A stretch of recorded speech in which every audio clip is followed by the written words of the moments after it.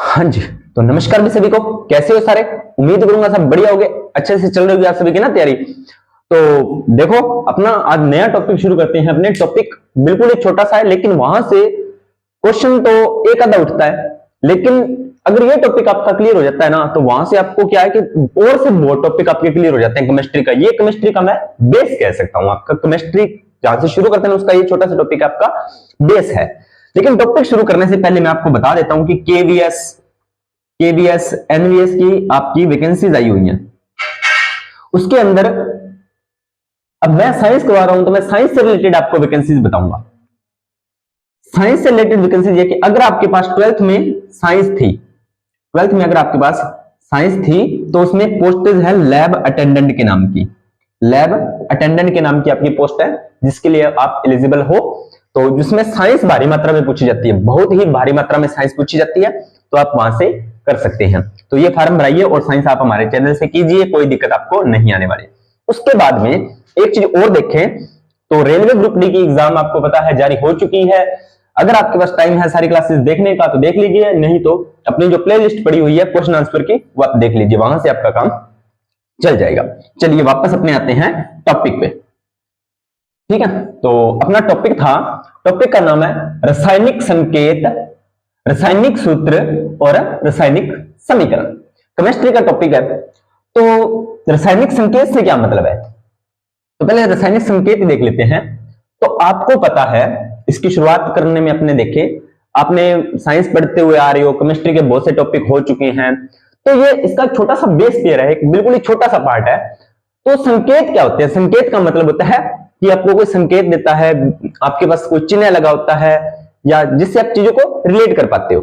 ठीक है, अब देखा जाए कैसे, तो मैं आपको बोल दूं कि मीथेन गैस होती है एक। ठीक है, उसके अंदर एक कार्बन और 4 हाइड्रोजन होते हैं।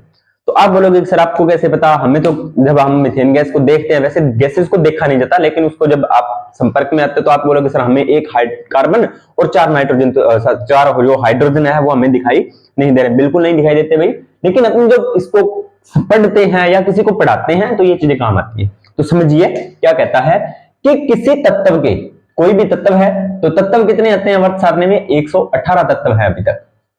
ठीक है, पहला क्वेश्चन तो आपका यही है। किसी तत्व के लंबे नाम को छोटे रूप में लिखना, उसका जो लंबा नाम है उसे छोटे रूप में लिखना कैसे? कोई भी रैंडमली अपने तत्व उठा देते हैं, कोई कौन सा तत्व उठाए भैया आप बता दो। चलो मैं बता देता हूं, सल्फर। सल्फर, ठीक है। अब ये सल्फर सल्फर सल्फर बार बार अपने इसका जब नाम आएगा तो सल्फर सल्फर लिखते हैं, अपने टाइम लगता है। लेकिन इन्होंने क्या किया, इसको शॉर्ट फॉर्म कर दिया, सिर्फ एस लिख दिया। क्या लिख दिया? सिर्फ एस लिख दिया। तो इससे पता चल जाएगा कि एस का मतलब क्या है। एस का मतलब है सल्फर। ठीक है, छोटे रूप में लिखना क्या कहलाता है? आपका संकेत। किसी तत्व के लंबे नाम को छोटे रूप में लिखना आपका क्या कहलाता है? संकेत। यानी कि सल्फर का संकेत एस हो गया। तत्वों के संकेत किसने दिए थे या उसके बारे में किसने बताया था? दूसरा क्वेश्चन बनता है ये। तो बर्जीलियस नामक एक वैज्ञानिक था। कौन था? बर्जीलियस। बर्जीलियस द्वारा 1811 ईस्वी में, कब? वैज्ञानिक था जिसका नाम था बर्जीलियस। बर्जीलियस 1811 ईस्वी में इसने रासायनिक संकेतों के बारे में बताया था। और अब आपके लिए इंपॉर्टेंट चीज शुरू होती है क्या, यहां से क्वेश्चन आते हैं। अब देखो, हाइड्रोजन, हाइड्रोजन का बड़ा नाम है, लेकिन लिखते किससे? ऐसे एच से लिख देते हैं। हाइड्रोजन को एच से लिख देते हैं। नाइट्रोजन का बड़ा नाम है, इसे एन से लिख देते हैं। कार्बन का बड़ा नाम है, इसे सी से लिख देते हैं। मैग्नीशियम का बड़ा नाम है, इसे एमजी से लिख देते हैं। बहुत आसान चीजें होंगी ना, H N C M G, इसका बड़ा बड़ा लिखते हैं तो कॉपी भर जाती है। चलो कॉपी तो भर जाए, कोई बड़ी बात नहीं, लेकिन आप जब इसे रिलेट करते हो, समीकरण वगैरह बनाते हो, तो आपको टाइम बहुत वेस्ट होता है और ऊपर से चीजें क्लियर नहीं हो पाती। लेकिन ये चीज आप लिखते हो तो आपको बहुत ही ज्यादा इंटरेस्टिंग चीजें लगती है, मजा आता है पढ़ने में। ये तो है सामान्य संकेत, जैसे hydrogen H, nitrogen N, carbon C, magnesium MG. ये तो नॉर्मली याद हो जाते हैं, इसमें तो किसी को दिक्कत नहीं आती। तो टफिस क्या है सर? टफिस ये है सोना। ये सोना वो सोना नहीं है जो आप सोना समझ रहे हो। ये सोना वो सोना नहीं है जो आप सोना समझ रहे हो।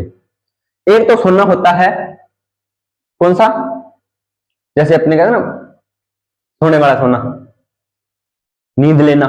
और दूसरा आपको पता ही है, बताने की जरूरत नहीं है ना, मेरे सोना बाबू ने थाना थाया। और तीसरा सोना होता है आभूषण में प्रयुक्त होता है। तो यह एक सोना है, हम जिस सोने की बात कर रहे हैं ये आभूषण या धातु वाला सोने की बात कर रहे हैं। ये इसका सामान्य नाम है सोना, ठीक है, धातु है। तो आपके मन में आना था सर इसे एस से लिखते हैं, लेकिन एस से तो हमने लिख दिया, तो सर एस ओ से लिख देते हैं। नहीं, अपनी मर्जी नहीं करेंगे, तो इसको लिखते हैं औरम से। किससे लिखते हैं? औरम। औरम, औरम यानी कि ए यू, ठीक है। सोना हो गया, सोना, औरम, ए यू। अगली बात करते हैं लोहा। जैसे ही आप लोहा, आयरन नाम लेते हो ना, तो आपके आगे एफ लिखा हुआ आ जाता है। अब आयरन का, लोहे का कहीं एफ से नाम ही नहीं रिलेटेड हो रहा। देखो कैसे, इस चीज को समझो दोबारा। जैसे हमने यहाँ पे सल्फर लिखा था, जैसे यहाँ पे हमने सल्फर लिखा था, तो सल्फर से एस हो गया था, लेकिन सोने से एस रिलेट नहीं कर सकते थे, लेकिन हमने सोने को ए यू लिखा, यानी कि औरम। उसी प्रकार आयरन देखें, आयरन, लोहा, इसका हम एफ से लिखते हैं, ठीक है, एफ से लिखते हैं, ठीक है। अब इसे एफ से लिखते हैं, मतलब क्या है, ये लैटिन शब्द है, ठीक है। तो लोहा, लोहे को एफ का मतलब होता है प्यारे बच्चों फेरम। क्या होता है? फेरम होता है। उसके बाद में आगे देखें चांदी, चांदी, ठीक है, सोना चांदी वाली। अर्जेंटन, अर्जेंटम, अर्जेंटम यानी कि एजी, अर्जेंटम एजी, चांदी को लिखा जाता है एजी से। उसके बाद है पोटेशियम, पोटेशियम, पोटेशियम को आप पी से लिखोगे नहीं, पी से नहीं लिख सकते, तो पोटेशियम का दूसरा नाम होता है कैलियम। क्या होता है? कैलियम। देखो ध्यान से एक बार फिर, पोटेशियम, पोटेशियम, ठीक है। पोटेशियम को लिखते हैं अपने, किससे लिखते हैं प्यारे बच्चों? के से लिखते हैं। तो लेकिन इसके के से क्यों लिखते हैं? क्योंकि पोटेशियम का दूसरा नाम कैलियम होता है। क्या होता है? कैलियम, ठीक है, इस तरह से। फिर उसके बाद में तांबा, तांबा को क्यूप्रस या कॉपर, तो कॉपर को सीयू से। उसके बाद में सोडियम, सोडियम को लिखते हैं Na से। किससे लिखते हैं? Na से लिखते हैं, लेकिन सोडियम का दूसरा नाम होता है नाइट्रियम। क्या होता है प्यारे बच्चों? नाइट्रियम। तो थोड़ा ध्यान दे लेना भाई एक बार, सोना, औरम, Au, उसके बाद में लोहा, फेरम, Fe, उसके बाद में चांदी, अर्जेंटम, Ag, उसके बाद में पोटेशियम, पोटेशियम, कैलियम, के, उसके बाद में तांबा, तांबा का क्यूप्रस या कॉपर यानी कि Cu, उसके बाद में सोडियम, सोडियम यानी कि नाइट्रियम या Na। बाकी सामान्य नाम आपको मैंने बता दिया। रासायनिक संकेत अपने होते हैं कंप्लीट। समझ में आई भाई रासायनिक संकेत क्यों यूज करते हैं? उसके बाद में बात करते हैं, ये आप स्क्रीनशॉट ले लो, आपको नोट्स बनाने में आसानी होगी, क्योंकि ये आपका बेस है, थोड़ा सा क्लियर हो जाएगा तो मजा आएगा आगे पढ़ने में, ठीक है। चलिए आगे देखते हैं।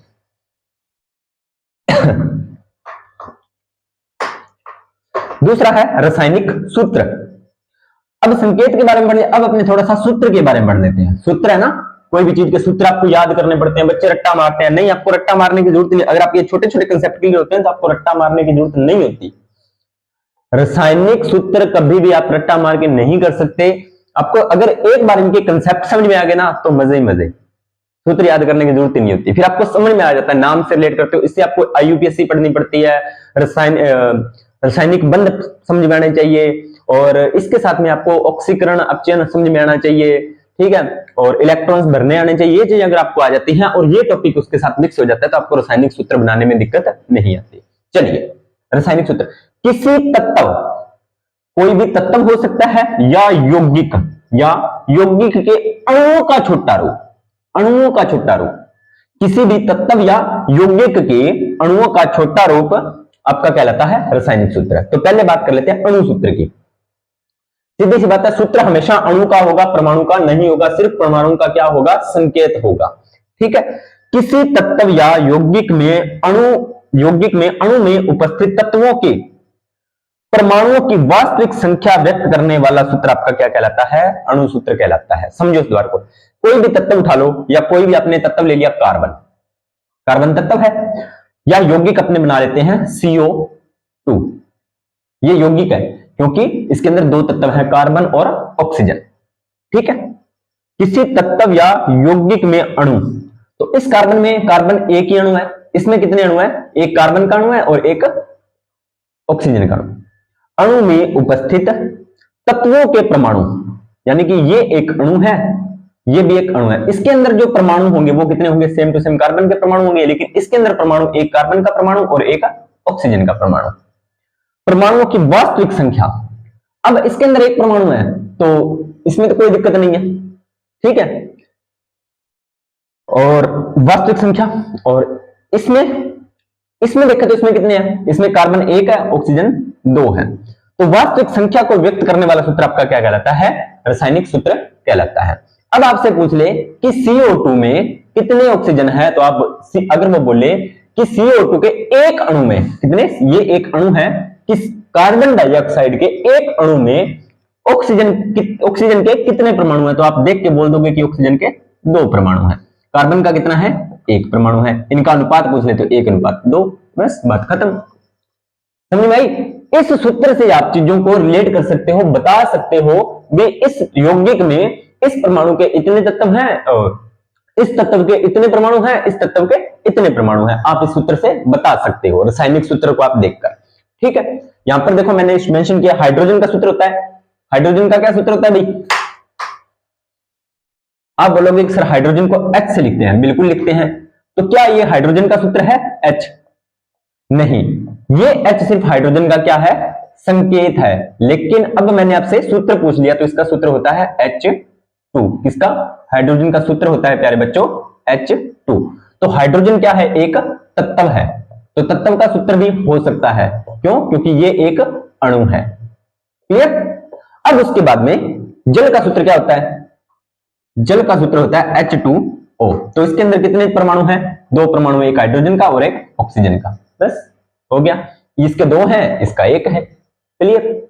चलिए, मूलानुपाती सूत्र, ये क्या चीज होती है?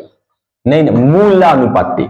अब देखो, रवि सर ने आपको संधि करवाई थी और मैं भी आपसे बहुत बार कहता हूं कि आप शब्दों को तोड़ने का प्रयास कीजिए। शब्दों को तोड़ना है। कैसे? शब्द क्या है? मूलानुपाती। मूलानुपाती, इसको तोड़ो तो मूल प्लस अनुपात बन रहा है, बिल्कुल बन रहा है सर, ठीक है। तो देखो क्या कह रहा है, किसी यौगिक में उपस्थित तत्वों, किसी भी यौगिक में तत्व तो उपस्थित होंगे, बिल्कुल होंगे सर, के परमाणु संख्या का सरल अनुपात को व्यक्त करता है। परमाणु संख्या के सरल अनुपात को व्यक्त करता है। समझ में आएगा अब आपको एग्जांपल से। जैसे पहले एग्जांपल अपना लेते हैं एथेन। क्या लेते हैं? एथेन।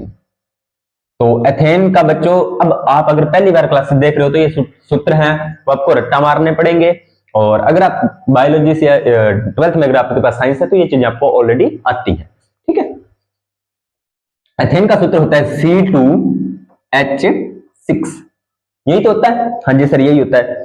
अब अपने कार्बन और हाइड्रोजन का इसमें अनुपात देखें तो क्या आ रहा है? कार्बन का अनुपात, कार्बन कितने हैं? 2, हाइड्रोजन कितने हैं? 6। ये तो है इसका आपका नॉर्मल अनुपात है, एथेन का सूत्र और एथेन का अनुपात। लेकिन मूलानुपाती पूछे, मूल सूत्र पूछे, तो मूल सूत्र अगर मैं इसको काट दूं, अनुपात को छोटा करूं तो 1:3 आएगा। यस सर, यानी कि अगर मैं इस अनुपात को यहां पर क्रिएट करूं तो CH3 आएगा। हाँ जी सर, बिल्कुल आ सकता है, यही होता है। तो एथेन का मूलानुपाती सूत्र होता है प्यारे बच्चों CH3, ठीक है। और इसका मूलानुपात 1:3, क्योंकि 1 कार्बन 3 हाइड्रोजन, यहाँ पे 2 कार्बन 6 हाइड्रोजन, कोई दिक्कत नहीं है। सेम टू सेम एसिटिलीन का देख लो। किसका? एसिटिलीन। ये सूत्र आप साथ के साथ नोट करते ना, एक कॉपी लगा लो या एक उसी कॉपी के अंदर नोट करते चलो जो भी मैं सूत्र बोल रहा हूं, तो वहां पर आपको सूत्र याद हो जाएंगे भाई। कई बार एग्जाम में सीधा सूत्र पूछ लेता है, एसिटिलीन। क्या सूत्र होता है इसका? इसका सूत्र होता है प्यारे बच्चों C2H2, एसिटिलीन। तो यहां पर इसका अनुपात देखें तो क्या आ रहा है? 2, और हाइड्रोजन में कितने हैं? 2। तो सरल अनुपात कितना आ रहा है? 1:1 आ रहा है, बस क्लियर। इसका एसिटिलीन का देखो, तो इसको मैं खोल के बनाता हूं एसिटिलीन को। CH, ये हो गया। क्या कार्बन की संयोजकता पूरी हो रही है? क्या कार्बन की संयोजकता पूरी हो रही है? नहीं हो रही, क्योंकि कार्बन की संयोजकता होती है 4। अब 1 2 3 एक और रह गई। अब देखो इसकी भी 4 पूरी होगी, इसकी भी 4 पूरी होगी। इसको बोलते हैं त्रिबंध। क्या बोलते हैं इसको? त्रिबंध या ट्रिपल बॉन्ड। और जहां पर दो कार्बनों के मध्य, दो कार्बन परमाणुओं के मध्य 3 बंध आते हैं, उस कंडीशन को बोलते हैं आइन। क्या बोलते हैं? आइन। ये आपको आईयूपीएससी में अपने सिलेबस में हुई तो मैं आपको करवाऊंगा। तो इसका सूत्र क्या बनेगा? दो कार्बन की संरचना होती है तो उसे बोलते हैं एथ। एथ प्लस आइन, एथ प्लस आइन मिलकर क्या बन गया? एथाइन। तो ये एथाइन है। पूछ लेगा कि एथाइन का सामान्य नाम क्या है, तो आप बोल दोगे एसिटिलीन। क्लियर? उम्मीद करता हूं आपको समझ में आ गई होगी चीजें। चलिए आगे बात करते हैं। इसके बाद में है बेंजीन। क्या? बेंजीन। वैसे बेंजीन जो बच्चे जानते हैं बेंजीन को, तो वो तो इसको बेंजीन बोल देते हैं। ये बेंजीन होती है, बिल्कुल होती है भाई। और ये भी बेंजीन होती है, बिल्कुल होती है। और ये भी बेंजीन होती है। ये तीनों बेंजीन के सूत्र हैं, देख लो, कोई दिक्कत आपके पास नहीं है। और बेंजीन एक एरोमेटिक यौगिक है। कौन सा यौगिक है? एरोमेटिक, यानी कि एक वलय नुमा संरचना बनाता है, एक चक्रीय संरचना बनाता है। ठीक है, चलिए आगे बात करते हैं। तो अब बेंजीन का सूत्र ये है। यहां पर ये जो पॉइंट है ना, ये पॉइंट गिनो कितने? 1 2 3 4 5 और 6, यानी कि कार्बन कितने हैं? 6। ठीक है, तो यहां पर देखो इस कार्बन के 4 बंध बन रहे हैं, 2 और 1 3। यहां पर बाकी में H होता है, तो मैं यहां पर H लगा देता हूं। ये वास्तव में बेंजीन होती है। इसके देखो इधर 2 बंध, इधर भी 2, थोड़ा सा ध्यान से। ये देखो हो गए ना पूरे 4 बंध हैं, ये भी 4 हैं, ये भी 4 हैं, ये भी 4 हैं, ये भी 4 हैं, ये भी 4 हैं। क्लियर? 4 4 की सभी संयोजकता पूरी हो रही है, तो C6H6 ये इसका हो गया बेंजीन का सूत्र। और अनुपात देखें तो 6:6, यानी कि 6 से 6 कट गया, 1:1। ये होते हैं आपके मूलानुपाती सूत्र। चलिए, इसमें कोई दिक्कत आपको नहीं होनी चाहिए।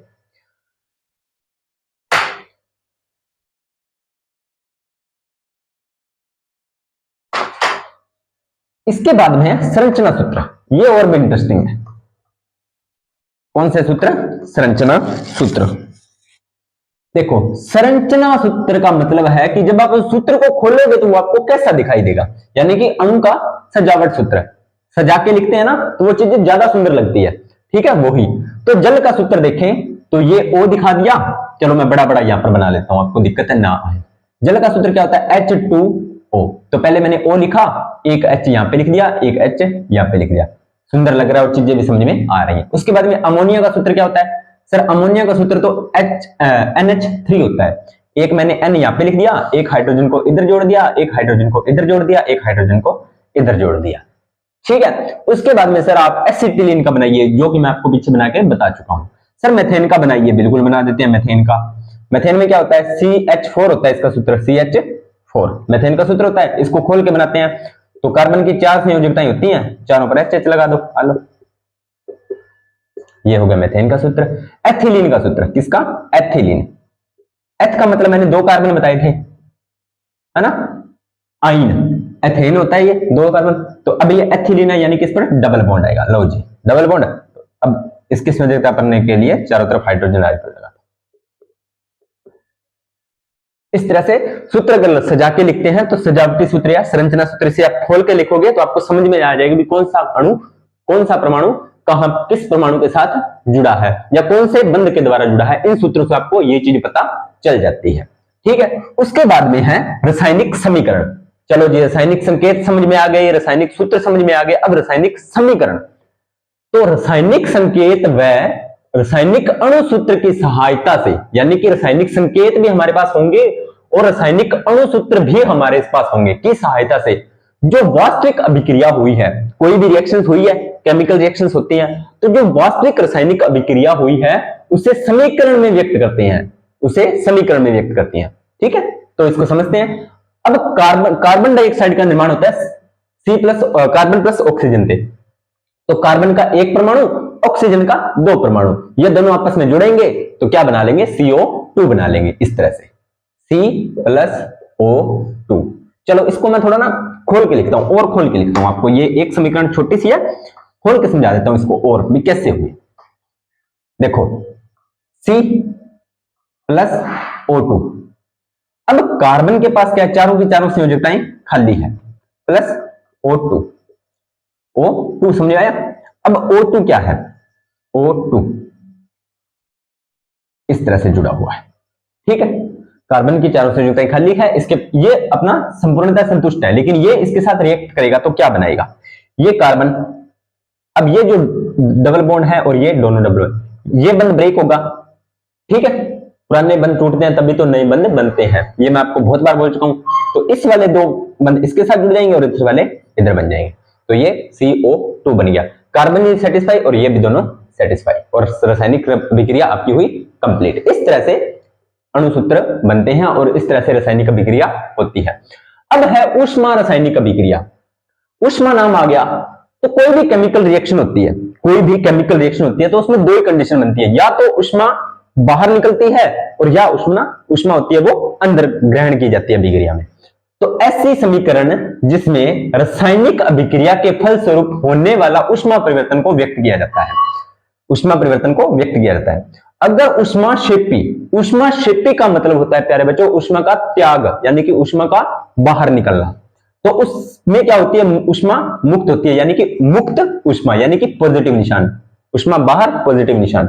यह एग्जांपल मैं आपको बता देता हूं, श्वसन की जो अभिक्रिया होती है, ग्लूकोज का टूटना, तो उसमें ऊष्मा जो होती है ऊष्मा बाहर निकलती है। ऊष्मा शोषी, नाम से पहला शोषी यानी कि ग्रहण करना, ऊष्मा अवशोषित होती है, प्रकाश संश्लेषण यानी कि प्रकाश की ऊर्जा उसमें अवशोषित होती है, लो जी, और उसके लिए नेगेटिव, शेपी के लिए पॉजिटिव और शोषी के लिए नेगेटिव, बस, और कुछ भी नहीं है इसमें, कुछ भी नहीं था, हल्का सा चैप्टर, कुछ भी नहीं है, बहुत इजी है।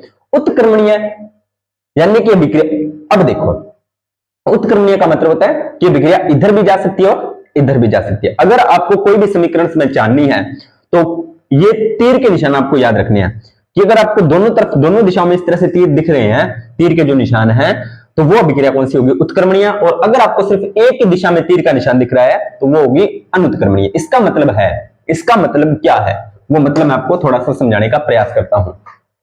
मान लीजिए कोई A प्लस B मिलकर बना रहा है AB, ठीक है, इस साइड वाली जो चीज होती है, अगर तीर का निशान इधर है तो इस साइड वाली चीज को बोलते हैं प्यारे बच्चों अभिकारक, बहुत बार करवा चुका हूं वैसे मैं, अभिकर्मक या क्रियाकारक। और इस तीर का निशान होता है, इसके इधर वाली साइड होती है आपकी उत्पाद। अब ये मैंने सिंगल तीर बनाया, मतलब अभिकारक से उत्पाद बन सकते हैं, लेकिन इन्हीं उत्पादों से ये अभिकारक नहीं बनेंगे। ये रिएक्शन अभी हमें ये बता रही है, लेकिन वहीं मैं इस तीर का निशान को कुछ इस तरह से कर दूं, ठीक है, तो आप इसे बोल दोगे कि अभिकारक से उत्पाद भी बन सकते हैं और उत्पाद से अभिकारक भी बन सकते हैं। अगर ये निशान हो तो उत्क्रमणीय, क्या हो, अगर ये निशान है तो उत्क्रमणीय, और अगर ये निशान ना हो यानी कि ऐसा निशान हो तो अनुत्क्रमणीय, ठीक है। यहां पर आपको चीजें क्लियर करनी है, ठीक है। तो मिलते हैं अपने इस टॉपिक को कंप्लीट करने के बाद में नेक्स्ट वीडियो या नेक्स्ट टॉपिक के साथ। और नेक्स्ट टॉपिक अपना रहेगा कौन सा बताएं आपको, जीव विज्ञान का टॉपिक रहेगा। बाकी देखते हैं कि कौन सा टॉपिक, जैसे फंगस हो गया अपना, अगला अपना कवक जगत हो गया, पादप जगत रहेगा टॉपिक, कौन सा, पादप जगत, ठीक है। उसके बाद में अपने इसके बारे में और देखें तो क्या बताएं आपको इसके बारे में। चलो पानी की टंकी भर गई है, मुझे टंकी बंद करनी है, ठीक है। तो मिलते हैं नेक्स्ट वीडियो के अंदर, तब तक आप सभी का धन्यवाद।